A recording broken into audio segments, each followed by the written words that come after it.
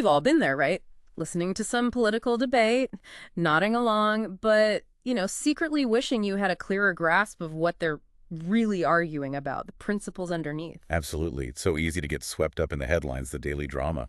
Yeah, but beneath all that noise, there's this foundation, these powerful kind of abstract ideas that actually shape how our societies work and, well, why people believe the things they do. Exactly.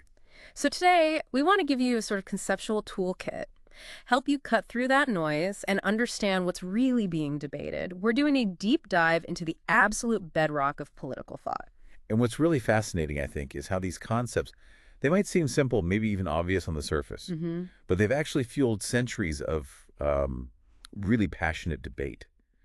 And they've profoundly shaped where nations have ended up. Right. So we'll explore not just, the dictionary definitions, but why they matter, how they connect to the politics you see every day, and maybe even how they're subtly influencing your own thoughts. Our mission today is to take some carefully chosen bits from Andrew Haywood's really important text, Key Concepts in Politics, and unpack these crucial ideas, their significance. Giving you a shortcut, basically. Yeah, shortcut to being genuinely well-informed, giving you a solid framework to understand even really complex political discussions. And hopefully we'll throw in some surprising insights, maybe keep it flowing conversationally. Absolutely. And we've put this together specifically for you. We're going to explore some incredibly vital themes, stuff that underpins pretty much all political life. We'll kick things off with the fundamental, often argued about role of individual freedom and rights.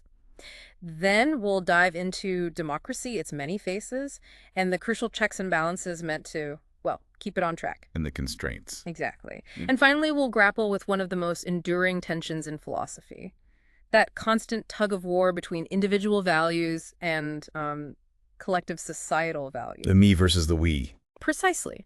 So grab a coffee or, settle in for your commute because we're about to jump right in. Okay, let's kick things off with a big one.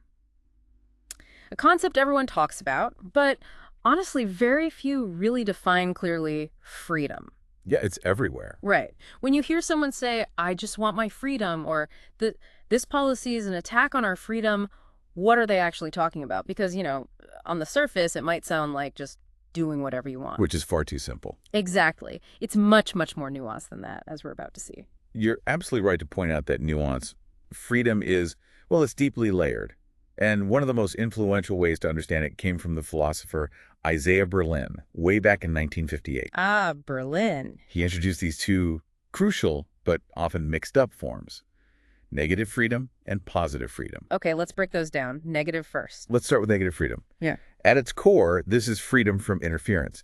Think of it as the absence of external constraints on you, the individual. Like a barrier. Sort of. It's that private sphere where you're unconstrained, where others, especially the government, basically leave you alone. Imagine a protective bubble around yourself.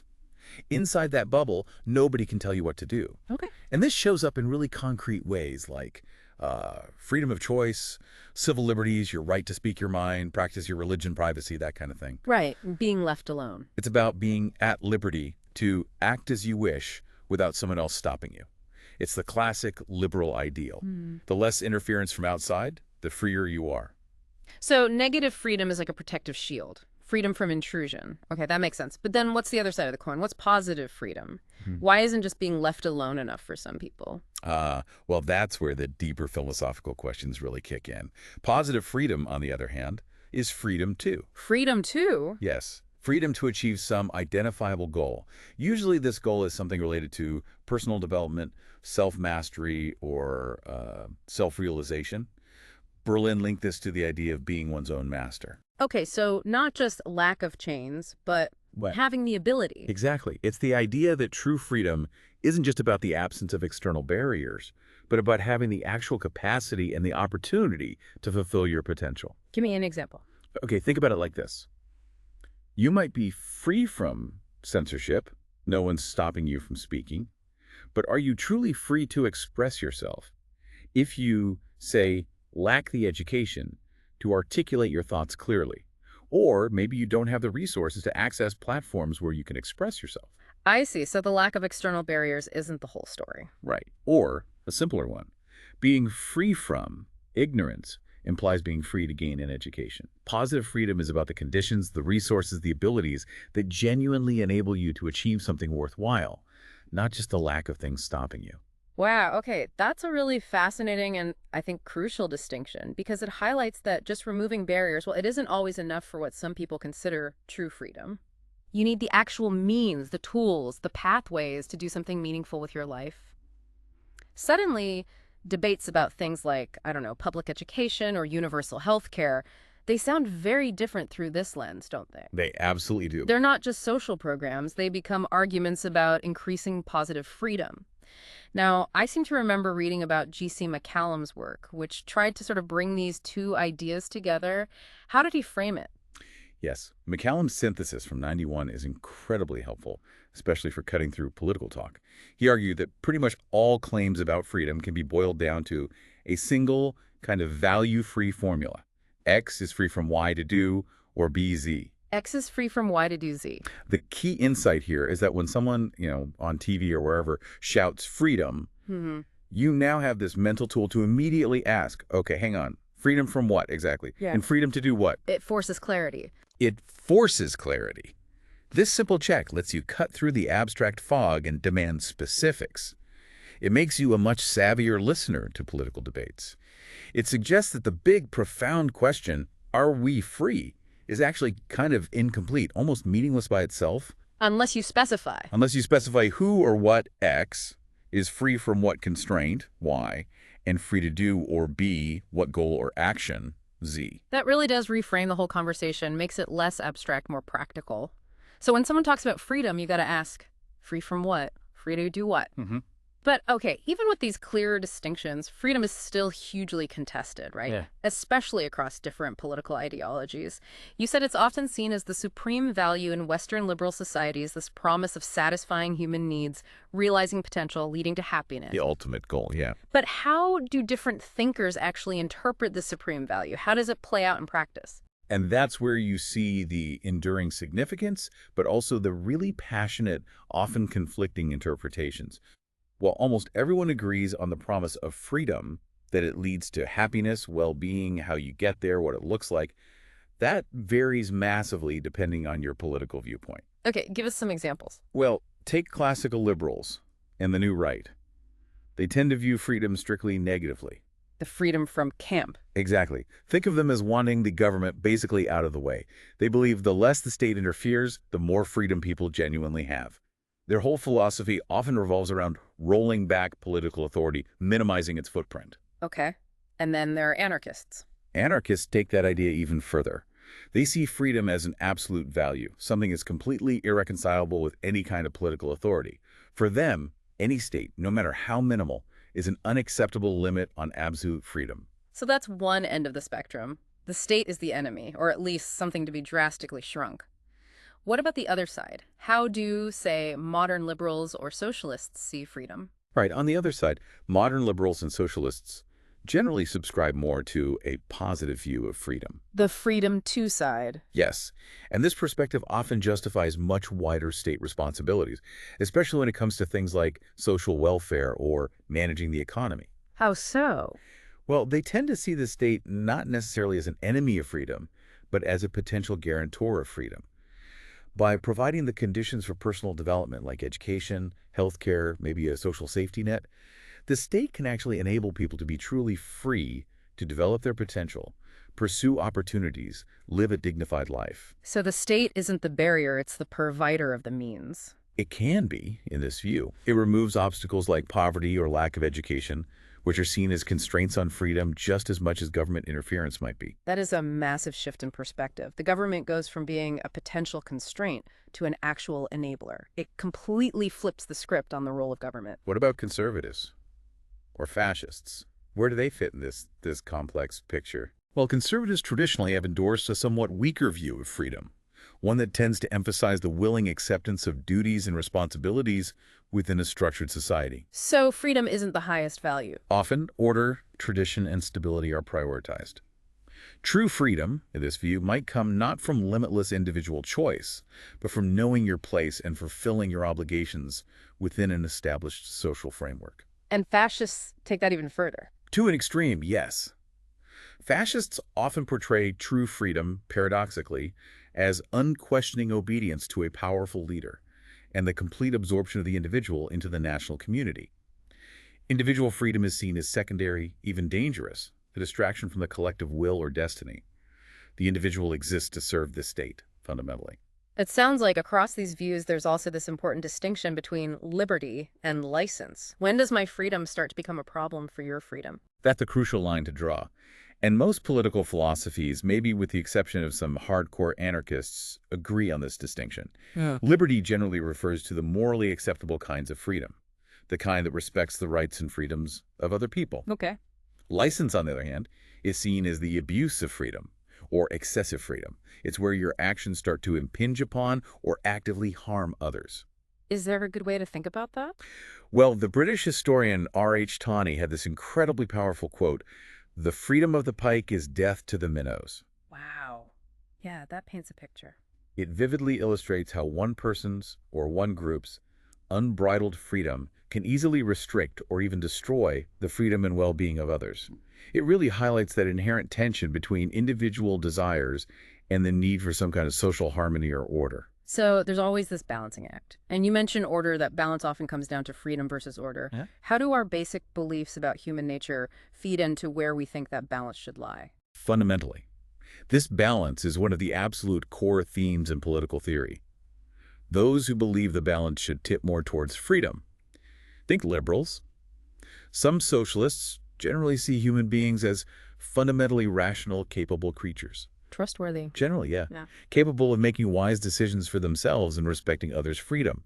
They trust individuals to use their liberty responsibly. And the other side. In stark contrast, those who emphasize order over freedom, like traditional conservatives, often view humans as, well, weaker, more limited, maybe even inherently flawed or corrupt. Needing guidance. Exactly. Believing people need strong authority, external controls, rules, and structures to prevent chaos, crime, and society basically falling apart. They see human nature as something that requires robust guidance and discipline from outside. It's not just philosophical debates either, is it? I remember reading about Erich Fromm and the psychological side of freedom. It's not always comfortable, apparently. Sometimes it's actually terrifying. No, absolutely not always comfortable. Erich Fromm, in his work from the 80s, highlighted what he called the fear of freedom. Fear of freedom seems counterintuitive. It does, but think about it. Freedom, despite how much we say we want it, comes with significant psychological burdens, the main ones. The immense weight of constant choice and the deep uncertainty that comes with having no fixed path, no one telling you what to do. The anxiety of possibility? Precisely. And in times of really profound instability, economic crisis, rapid social change, political chaos, this fear of freedom can actually make people want to, well, run away from it. They Yeah. might seek security, certainty, a solace in submitting to an all-powerful leader or a totalitarian state or even a very rigid ideology. Fromm uses powerfully to help explain the rise of fascism in the 20th century. People trading freedom for security. Treating the anxiety of personal choice for the perceived security and clear direction offered by authoritarian rule. We still see echoes of it today, I think, when people gravitate towards strongman leaders or rigid belief systems that promise simple answers in a messy world, even if it means giving up some autonomy. It's a potent reminder that freedom, while we might desire it in theory, definitely comes with a real psychological cost for many people. Okay, so if freedom is broadly about what we can do or be, then human rights seem to be about what we are simply entitled to, just by virtue of being human. It's a powerful idea, right? We hear it invoked all the time, championed globally. Hugely powerful. But here's where, for me, it gets really interesting. If human rights are so fundamental, so basic, why are they also one of the most consistently debated and frankly criticized political concepts? You'd think they'd be beyond argument. You've absolutely nailed the core paradox there. It's fascinating how universal and fundamental human rights are claimed to be, yet how deeply contested they remain in practice and philosophy. So what are they at their core? At their core, human rights are entitlements that people possess simply because they are human. They're basically a modern, more secular version of what used to be called natural rights, which historically were often seen as being given by God. Okay, so what makes a right a human right then, as opposed to just, say, a legal right or a privilege?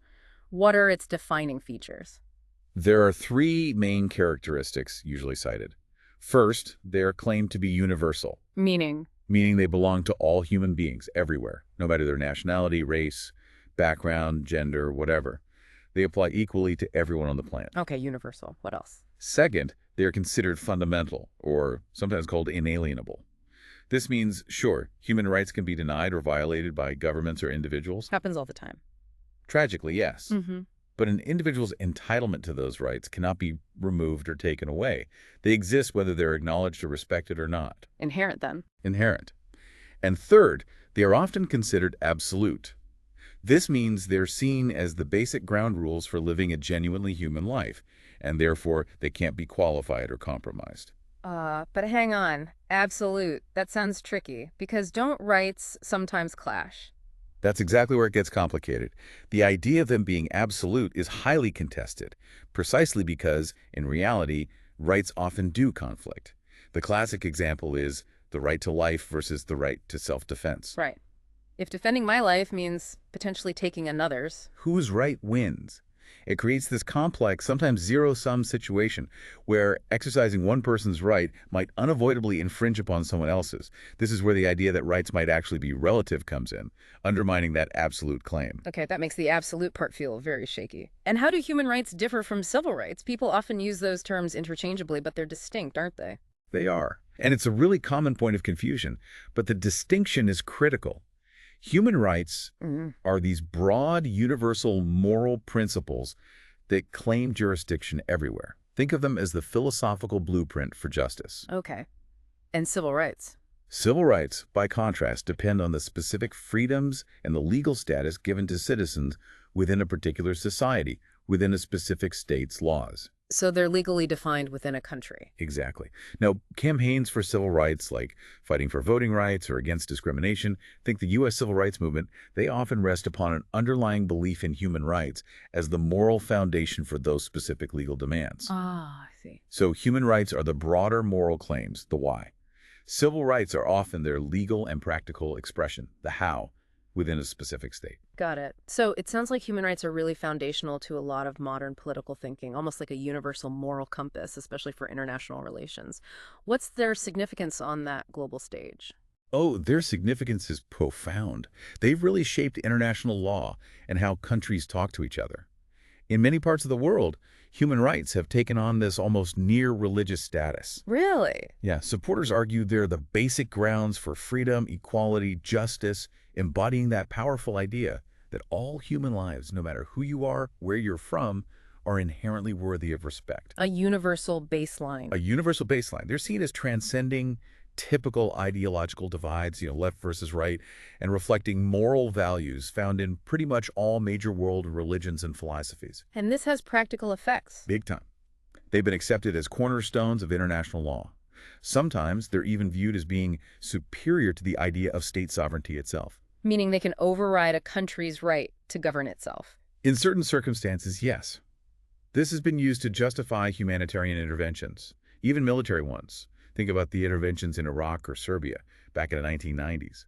Violations of human rights were cited as compelling reasons for outside action. And key documents, like the UN's Universal Declaration of Human Rights from 1948 or the European Convention on Human Rights from 1953, serve as these authoritative definitions and guiding principles. So they have real teeth, potentially, in international affairs, shaping war, peace, intervention. But even with this widespread acceptance and influence, the whole idea of human rights still faces these persistent criticisms, these deep philosophical challenges. Where do the objections come from? How do they challenge this seemingly universal idea? This is where the concept really gets put under the microscope, and the criticisms come from all sorts of angles, both philosophical and political. Okay, let's start with the philosophical ones. Philosophically, there are several hurdles. For one, critics argue that human rights are ultimately just moral assertions. They aren't facts you can empirically prove, like a law of physics. They're values, not observations. Exactly. They're based on moral claims, which are always inherently open to debate and disagreement. Another issue, as we touched on, is the difficulty in seeing them as truly absolute, given how often rights conflict in real life versus self-defense, freedom of speech versus protection from harm, etc. Right. The balancing act again. And then there's the ongoing, often deeply emotional controversy about when a person is actually considered human and therefore fully entitled to human rights. The debate around abortion is probably the most prominent and enduring example of this really difficult philosophical challenge. Those are kind of internal dilemmas about definition and application. What about external political objections? Are there whole ideologies or perspectives that fundamentally reject the idea of human rights? Oh, yes. Politically, conservatives and particularly communitarians often raise a fundamental objection. They argue it's basically nonsense to suggest individuals have rights separate from the societies, the cultures, the traditions they belong to. Rights come from the group, not the individual. In their view, yes. Rights are derived from the community, from shared values, historical practices, not inherent in isolated individuals. For them, human rights are a social construct, not some pre-political truth. Okay. What about Marxists? Marxists traditionally have argued that concepts like natural or human rights primarily serve to protect private property and the individualistic market system. So they see it as reinforcing inequality. Essentially, yes, reinforcing unequal social structures and masking deeper dynamics of class power. They often view human rights talk as a kind of bourgeois ideology, a smokescreen distracting from fundamental economic injustice. And then there's that really powerful charge, especially relevant globally, of ideological imperialism. I think that resonates with a lot of people outside the West. How does that critique work? Indeed, that's a very potent criticism. The ideological imperialism argument suggests that the whole framework of human rights is intrinsically linked to the specific ideas and assumptions of Western political liberalism. Individualism, democracy, maybe free markets. So imposing Western values. That's the charge. Therefore, portraying these rights as universally applicable and binding on all cultures is seen by some as a form of ideological imposition. It subtly implies that Western liberal values are inherently superior to others, which can come across as culturally insensitive, maybe even a form of neocolonialism in disguise. And this raises a really important question for you, the listener, to consider. Can a concept truly be universal if it's widely perceived as originating from and primarily reflecting just one specific cultural or ideological viewpoint? Yeah. These criticisms really highlight how complex and often contentious this seemingly simple idea of human rights actually is. They force us to confront the deeper philosophical baggage embedded within the concept itself. Okay, so we've talked about individuals, their freedoms, their rights. Let's shift focus now to how whole societies try to govern themselves, specifically through this idea of democracy. We hear it all the time. Rule by the people. Sounds great, right? Sounds ideal. But as always, the devil is in the details. So what exactly does democracy mean? And why has its meaning shifted so much over history? It wasn't always a popular idea. That's an excellent place to start. The word democracy literally means rule by the demos, the people.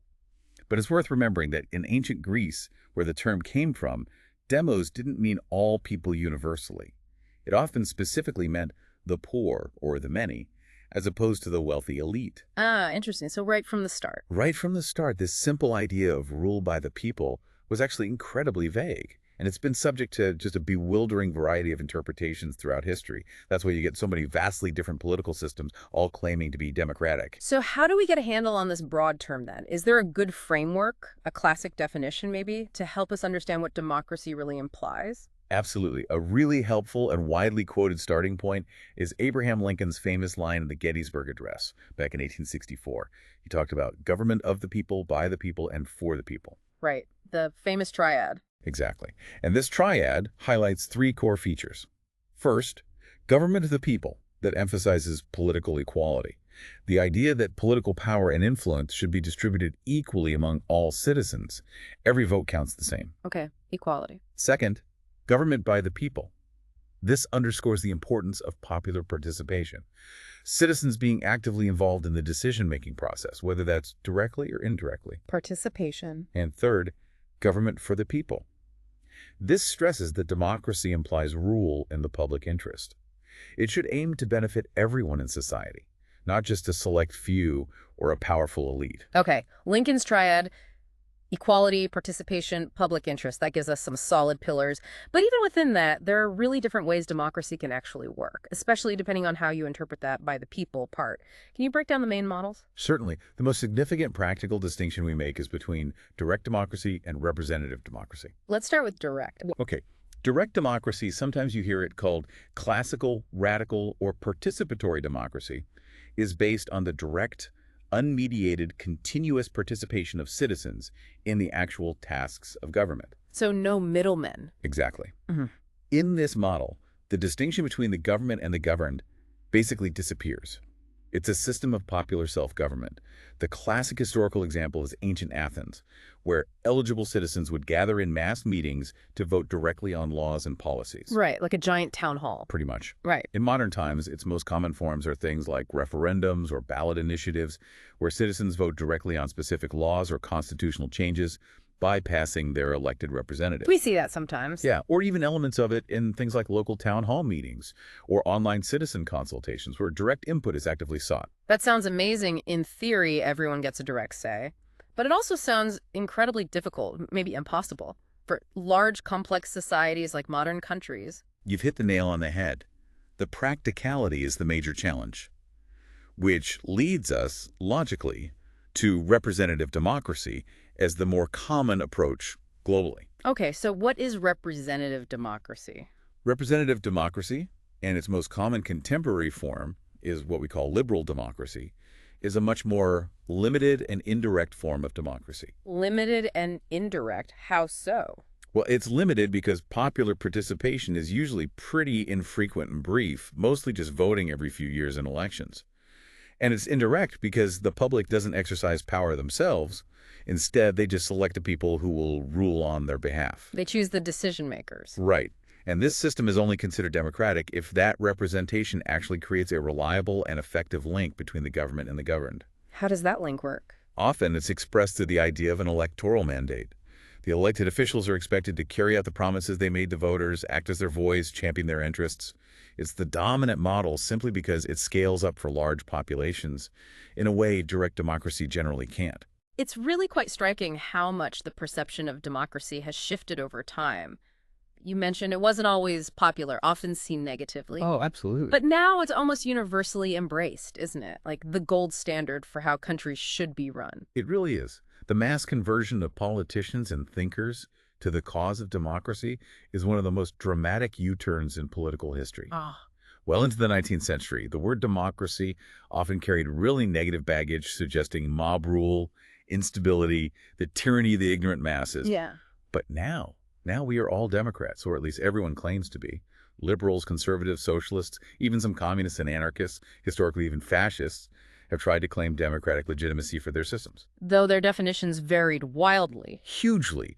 What they meant by the people and rule was often completely different. In fact, some thinkers, the end of history theorists, even saw the collapse of communism in the late 20th century as the final global triumph of liberal democracy. Like there was no viable alternative left standing. That's a powerful claim. It's a universal triumph.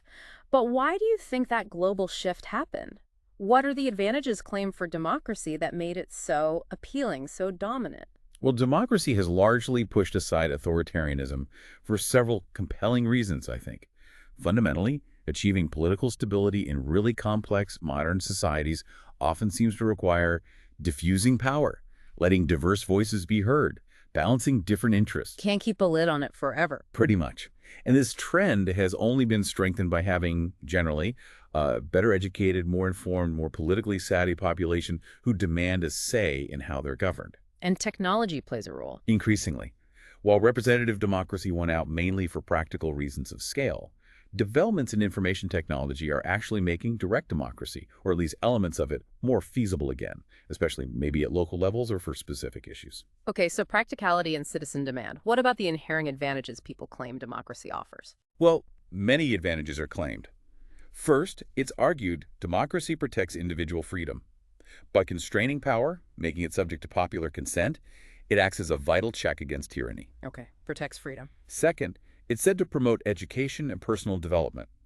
Citizens learn about their society, develop their own skills and judgment through participating in the political process. Builds better citizens. Third, it arguably strengthens community and social solidarity. Giving everyone a stake, a voice, fosters a sense of shared ownership and belonging. Fourth, it's believed to widen social and personal well-being because policies are more likely to reflect the actual interests of the broader population, leading to better outcomes for more people. Response to needs. And finally, maybe most practically, it's seen to guarantee political stability. By aligning what the government does, its outputs, with what the people want, their inputs.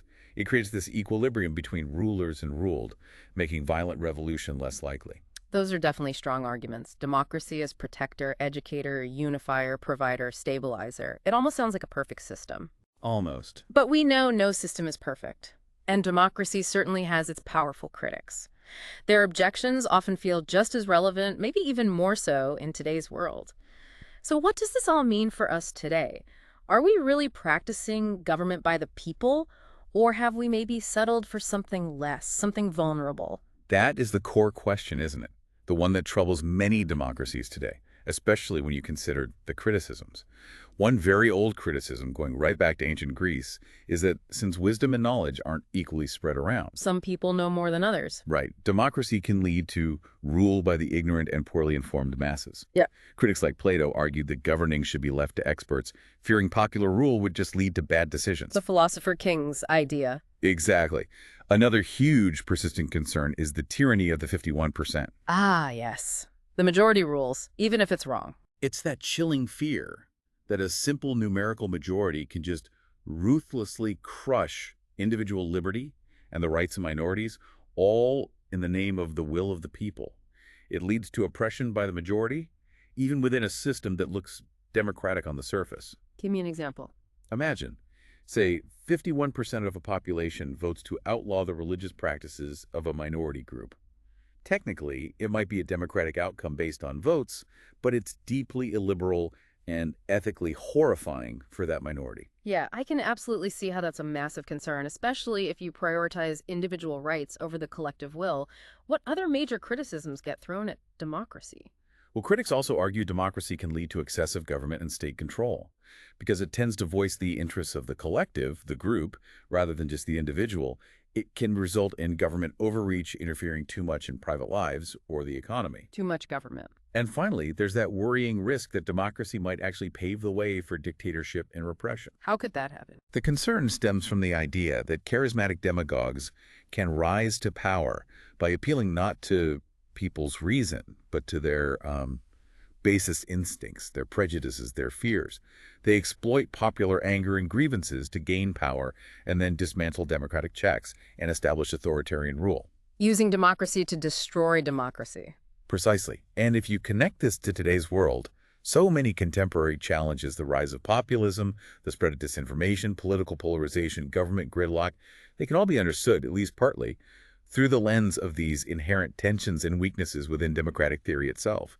It shows that democracy, even if it's triumphed globally, is still a system with real vulnerabilities and requires constant vigilance and debate about its best form. Okay, so given these potential downsides, these vulnerabilities in democracy, especially the risk of power getting concentrated or abused, how do societies try to build in safeguards? This brings us to these crucial mechanisms like accountability and constitutionalism.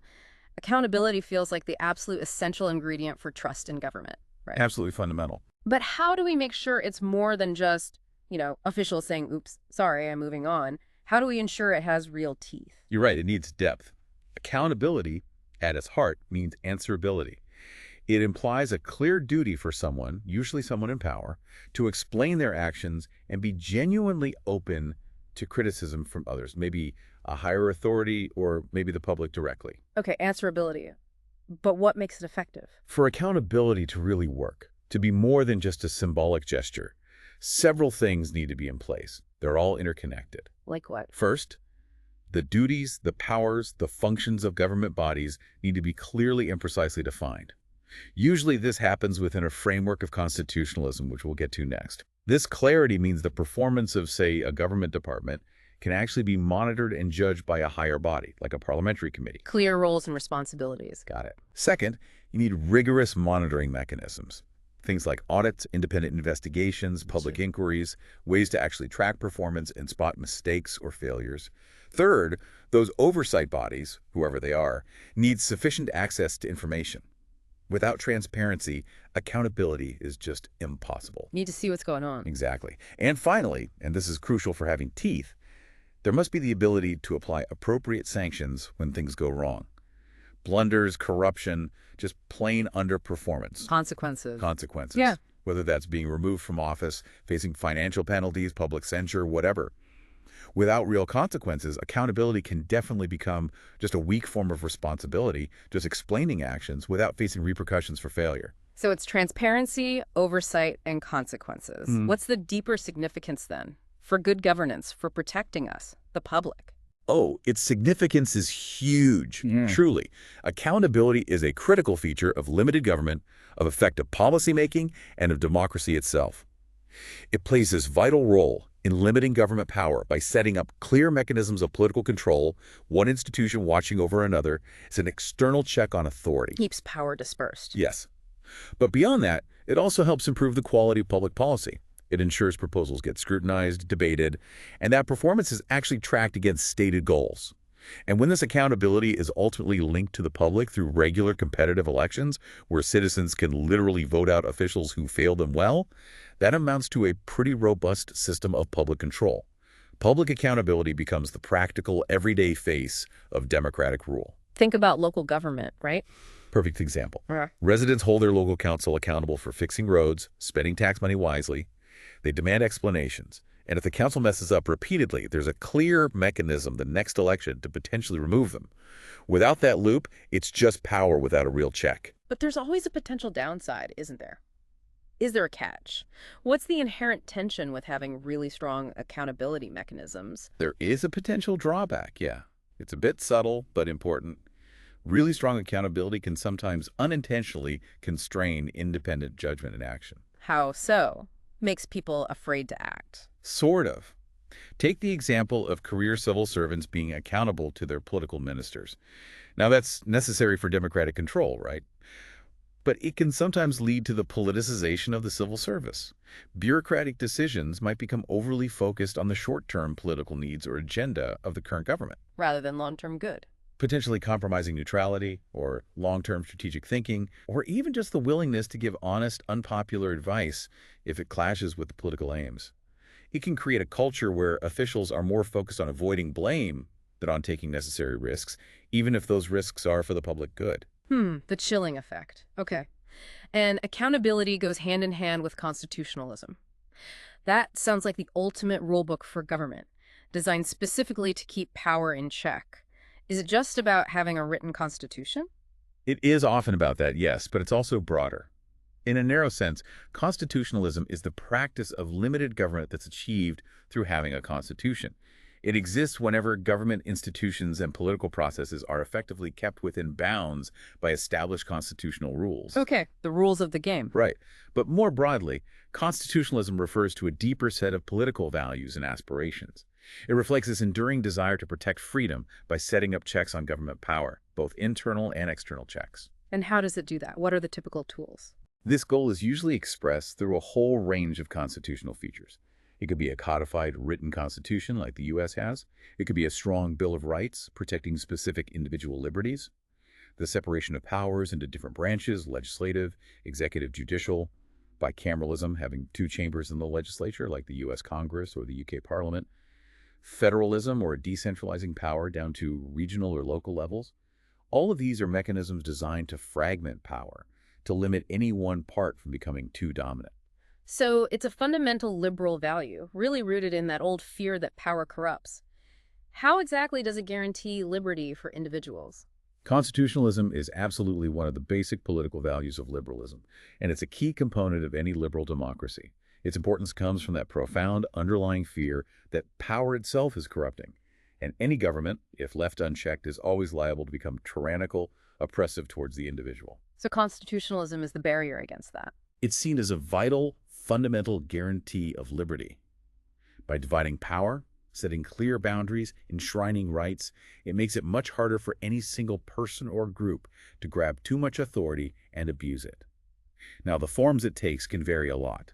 Liberal constitutionalism usually means a written constitution, checks and balances, formal guarantees for civil liberty. But even systems without a single written document, like the UK, It can still be constitutional. they can still be considered constitutional if those principles of limited government are strongly upheld through political conventions, a robust legal tradition, and a political culture that respects those limits, even without one big rule book. Okay, so it's about the practice as much as the document. But are there criticisms of constitutionalism itself? It seems like such an obvious good, this clear defense against tyranny. Oh, there are criticisms, as with almost everything in politics. Some critics argue that constitutionalism can sometimes put too much focus just on the formal legal setup of government. Ignoring other factors. Potentially, yes. Overlooking other things that might be just as or even more important for protecting liberty. Things like having really competitive political parties, a vibrant civil society, deeply ingrained democratic norms and culture. Maybe these are more crucial in practice than just the formal rules on paper. A constitution is only as good as the people upholding it. You could say that. For example, a country might have a beautifully written constitution, but if its political culture is fundamentally authoritarian, that document might not mean very much in reality. Any other critiques? Well, socialists, for instance, have traditionally criticized constitutionalism precisely because it aims to constrain government power. They might argue that these constraints actually prevent meaningful reforms needed to address issues like capitalism's inequalities or to achieve greater social and economic justice. Rigid constitutional limits on state action could be seen as a barrier to achieving collective well-being or redistributing wealth more fairly. Interesting. So protects from tyranny, but maybe also prevents radical change. That's the tension. Which raises a really important question for you to think about. How much institutional control is actually enough to stop tyranny without accidentally stifling effective, responsive government? And maybe even more fundamentally, who gets to decide what those limits are? And how do we make sure those limits stay relevant as the world changes? Okay, we've talked about individuals being free, having rights. We've talked about governments being democratic, accountable. But underneath all these structures, there's this much deeper, almost eternal philosophical wrestling match going on in human societies. It's the tension between what's best for the me versus what's best for the we. This is that fundamental divide between individualism and collectivism. And it really underlies so many of our political debates, doesn't it? From economics to social welfare. It's everywhere once you start looking for it. So let's unpack this idea first that the individual is the ultimate unit, the prime focus. Does prioritizing the individual always lead to the best results? Or can it have significant downsides? That's a truly fundamental starting point, and it's where a lot of Western political thought has historically begun. Individualism, at its absolute core, is the belief in the primacy, the supreme importance of the individual over any social group or collective body. The individual comes first. Exactly. It asserts the individual is the central unit of moral concern, of political concern. It's usually seen as the direct opposite of collectivism. But, and this is important, even within individualism, it's not just one single idea. There are distinct forms with very different implications. Interesting. Okay, so it's not monolithic. What are these different kinds of individualism that shape our politics? We can broadly distinguish between two main forms: descriptive individualism and normative individualism. Okay, descriptive first. As a descriptive concept, individualism often takes the form of methodological individualism. This is more of a theoretical approach. It suggests the individual is the key to understanding anything political or social. It basically posits that all statements about society, its institutions, its economy, its politics, should ultimately be explained in terms of the actions, the beliefs, the interactions of the individual people who make up that society. Ah, like Margaret Thatcher's famous line. Precisely. When Margaret Thatcher said, "There is no such thing as society, only individuals and their families," she was perfectly encapsulating this methodological individualism. And this approach has history. Oh, a long and very influential history. You see it used by social contract theorists like Hobbes and Locke, who imagine society starting from individual agreements. Utilitarians like Bentham focusing on individual pleasure and pain. Foundational economic theorists like Adam Smith, right up to modern rational choice theorists who explain market behavior by adding up individual choices. So the appeal is you can build theories based on how individuals supposedly behave? Exactly. The appeal is you can build theories on seemingly empirical observations about individual human behavior. Understand the individual atom, and society, politics, institutions become understandable, like a complex machine built from individual parts. So it treats society as just the sum of its individual parts, a collection of separate people just acting on their own. But that feels a bit simple, doesn't it? Like it ignores how much our social world shapes who we are. It does feel simplistic to many critics. And that's the main drawback, the major critique leveled against methodological individualism. It can be seen as both asocial, ignoring social structures, and ahistorical, ignoring how people change over time. How so? By building political theories on this often fixed universal model of human nature, individualists often ignore the crucial fact that how people behave, what they value, even how they see themselves, varies hugely across different societies and different historical periods. We're not all the same, Adam. Exactly.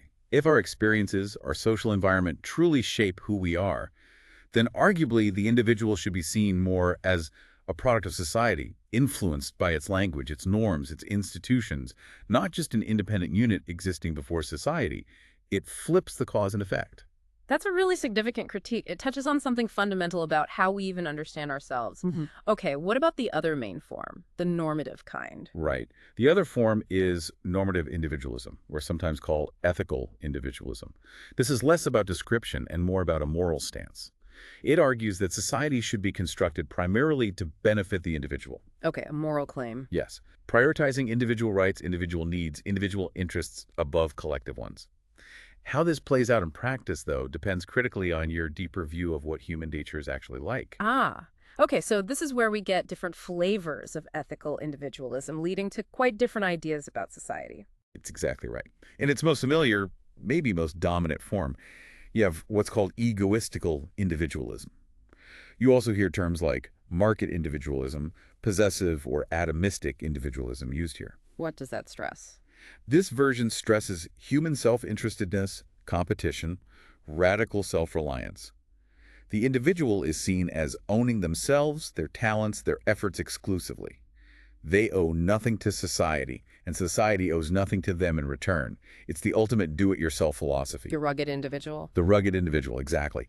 This form lines up most clearly with methodological individualism, and it implies a really strong commitment to negative freedom, keep the state minimal so individuals can pursue their own self-interest without hindrance. The belief is that this competition will ultimately lead to the best outcomes for society as a whole. It's the pull yourself up by your bootstraps idea as a political philosophy. Okay, so that's one end of the ethical individualism spectrum. The completely self-reliant, almost isolated individual. What's the alternative view within this ethical framework? The main alternative is usually called developmental individualism. This form puts the emphasis less on pure self-interest and more on personal growth, human flourishing, cultivating one's unique individuality. Sounds different already. It is. Crucially, it recognizes that while the individual is still paramount, true personal development often happens within a social context, and often because of the support society provides. So not totally separate from society. No, this allows for concepts like social responsibility, even altruism. It blurs that sharp line we often draw between individualism and collectivism.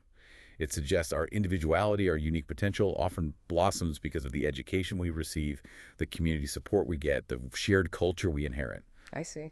So while you're still an individual striving for self-realization, you might also have duties and obligations to the society that help shape you, because your flourishing is seen as intertwined with the health and well-being of the community around you. Wow, that's a huge difference from no such thing as society to individuals developing through society, acknowledging a kind of mutual relationship. How did individualism, especially the egoistical kind, become so dominant in the first place? And what are the main criticisms from those who just don't buy its premises? Well, individualism really came to prominence around the 17th, 18th centuries, alongside the rise of market economies, capitalism. In these societies, individuals were increasingly expected to make their own economic choices, social choices, take personal responsibility for their lives, rather than just inheriting a fixed social role. More individual agency. More individual agency. It became the basic principle of liberalism, and a really major, pervasive part of Western political culture, influencing everything from our legal systems to how we think about education. As an ethical or political principle, it usually carried strongly anti-statist implications. For classical liberals, the New Right, individualist anarchists, the main goal was always to expand the realm of civil society, the private sphere, and shrink political authority, pushing for negative freedom, more individual choice, more individual responsibility. But it wasn't universally loved. Far from it. This egoistical individualism, especially its market-driven form, has faced really significant rejection, forceful criticism from many different directions. Socialists, for instance, argue it just promotes greed, ruthless competition, social fragmentation, and ultimately weakens the essential bonds of community, leading to huge inequalities. Okay. Conservatives. Traditional conservatives often believe it produces insecurity, rootlessness, breakdown of traditional values in institutions like family or church, leading to moral decay and social instability. And communitarians. Modern communitarians argue it fundamentally robs society of its ability to establish a shared moral order, to encourage collective action for the common good. It leads, in their view, to a fragmented, alienated, maybe even meaningless society. Which brings us back to that important question for you to consider. Can a society truly thrive if its foundational operating principle is essentially that there is no such thing as society? How you define the individual as a self-reliant economic unit or as a person capable of altruism shaped by community leads to entirely different political systems and social expectations. Okay, so if individualism, especially that egoistical kind, puts the me firmly first, then collectivism sounds like it's all about the we. It's about the group, the community, the nation, the class. That's the general idea, yes. The group takes precedence. But here's the crucial question, isn't it? Where's the balance? And does embracing the we always inevitably lead down that slippery slope to authoritarianism, to tyranny, like its critics often suggest? That is absolutely the central tension, the core debate when we talk about collectivism. Broadly defined, collectivism is the belief that collective human effort working together is of greater practical and moral value than just individual self-striving individual competition. Okay, cooperation over competition. Right. It reflects this deeply embedded idea that human nature has a social core, that we are fundamentally social beings. And it implies that social groups, whether that's classes, nations, races, families, communities, are meaningful political entities. Often they're seen as the primary units of analysis, more important than the individual atom. So the group is the main player, not the individual person. How has this idea been interpreted and used across political history? It feels like it could be used for both good and bad ends. Oh, definitely. And the term itself is used with some inconsistency, which can be a bit confusing.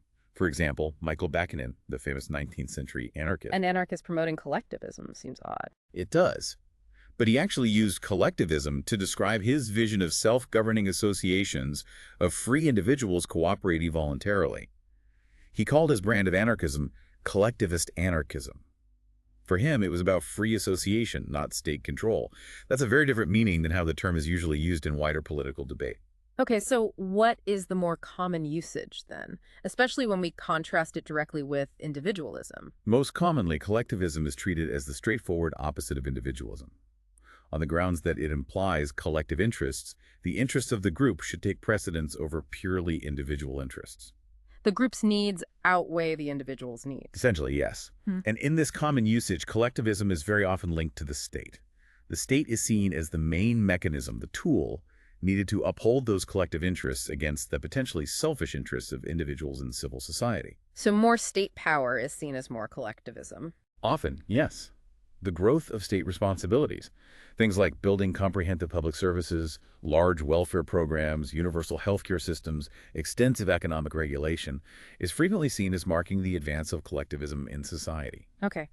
Is there a difference between collectivism, the philosophy, and collectivization? Yes, that's important clarification. Collectivization usually refers to a specific policy, the extension of state control over the economy, like nationalizing major industries or creating collective farms like in the Soviet Union.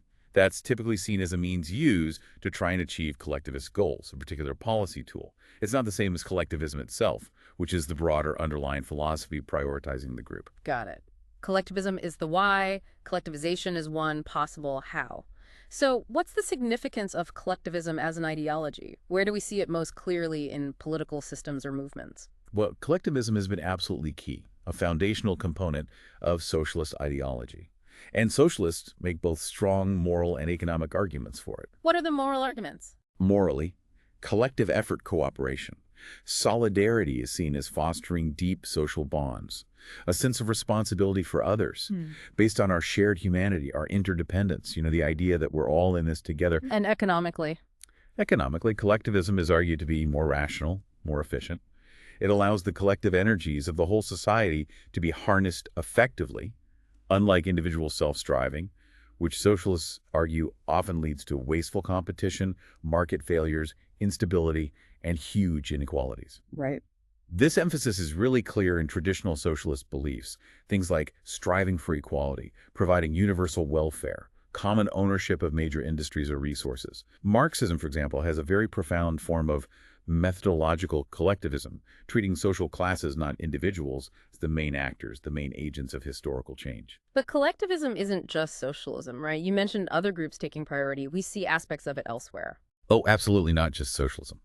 Forms of collectivism, where the group is prioritized over the individual, are prominent in other powerful political ideologies too. Think about nationalism. The nation first. Exactly. Nationalism often has a very strong collectivist element, elevating the nation or the ethnic group above individual identity and loyalty. Racialism, in its ugliest forms, bases its entire ideology on the supposed primacy and interests of one specific racial group. You can even see collectivist elements in certain strands of feminism, where the emphasis is on the collective experience and shared interests of women as a social group, often advocating for policies designed to benefit the group as a whole, addressing systemic issues rather than just individual cases. In all these examples, the collective identity, whether it's nation, race, or gender, is given priority and often seen as the driving force shaping individual lives and historical outcomes. Okay. So, given the strong emphasis on the group, what are the main objections, especially coming from that liberal individualist perspective we discussed earlier? This really feels like the core battleground for many political systems. You're absolutely right. It is the fundamental philosophical battleground in many ways. The primary objections to collectivism, often rooted deeply in liberal individualism, are usually twofold, and they're very powerful critiques. First, critics argue that collectivism inevitably stifles individuality and diversity. How so? By insisting on a common social identity, shared interests, a unified group perspective, they believe it suppresses dissent, discourages unique expression, leads towards a kind of drab uniformity. The fear is the individual gets lost, their unique contributions ignored, in the pursuit of some collective ideal. The individual crushed by the group. That's the fear. Second, and perhaps even more forcefully, is the objection that collectivism isn't just accidentally, but necessarily linked to statism and the erosion of freedom. Why necessarily? The argument here is that there's simply no effective way to advance collective interests, to make the group primary, except through a powerful political authority, usually the state. And this concentration of power in the state, they argue, inevitably leads to the diminishing of individual liberties, the potential for tyranny. The state, acting in the name of the collective good, will end up imposing its will on individuals, restricting their choices, their freedoms. The road to serfdom argument, essentially. Exactly. And if you connect this to the bigger picture, so many of the world's most enduring political conflicts, debates over economic systems like capitalism versus socialism, arguments about the scope of social welfare policies, clashes over national identity versus individual rights, they stem directly from this fundamental tension, this philosophical tug-of-war between prioritizing the individual versus prioritizing the collective. Understanding this deep-seated divide is absolutely key to making sense of so much political history and so many current events. #outro. Wow, okay. That was quite an intellectual journey we just took. We started by really digging deep into freedom and human rights, didn't we? Going way beyond the simple slogans to understand those crucial differences, negative versus positive liberty. And grappling with how human rights can be seen as universal, yet still so fiercely contested. Yeah.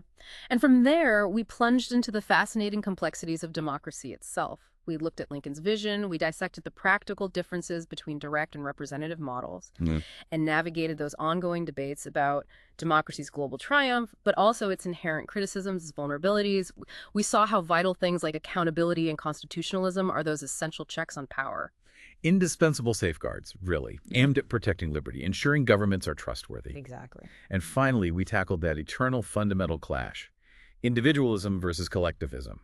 We unpacked how putting the me first or the we first leads to radically different political philosophies, totally different societal structures. From that egoistical self-reliance model right through to ideas of shared collective responsibility. It's so clear that these core concepts, they aren't just dusty historical ideas. They're alive, constantly debated, constantly reinterpreted, and they are absolutely driving our political conversations every single day. Absolutely. And understanding these underlying values, the arguments around them, it really gives you, the listener, a powerful new lens, a way to interpret current events, to dissect political rhetoric, maybe even to examine your own deepest beliefs more clearly. Helps you see past the surface arguments. Right, see the foundational ideas that are truly at play. It allows for a more informed, more critical, maybe more nuanced engagement with this really complex world we live in. You definitely now have a richer vocabulary, a deeper understanding of the concepts that genuinely drive political life. And this isn't just, abstract theory. It really is the framework for how we try to live together, how societies get structured, and why people believe the things they do. Which leads us to a final important question for you to mull over as you go about your day, as you listen to the news, engage in conversations. In your own society, right here, right now, which of these key political values we've discussed, maybe individual freedom, maybe equality, justice, community, personal autonomy, which one do you think is currently being prioritized the most? Consciously, or maybe unconsciously? And perhaps even more critically, what are the unspoken costs of prioritizing that one value? What other values might be getting pushed aside? What does your ideal balance look like and why?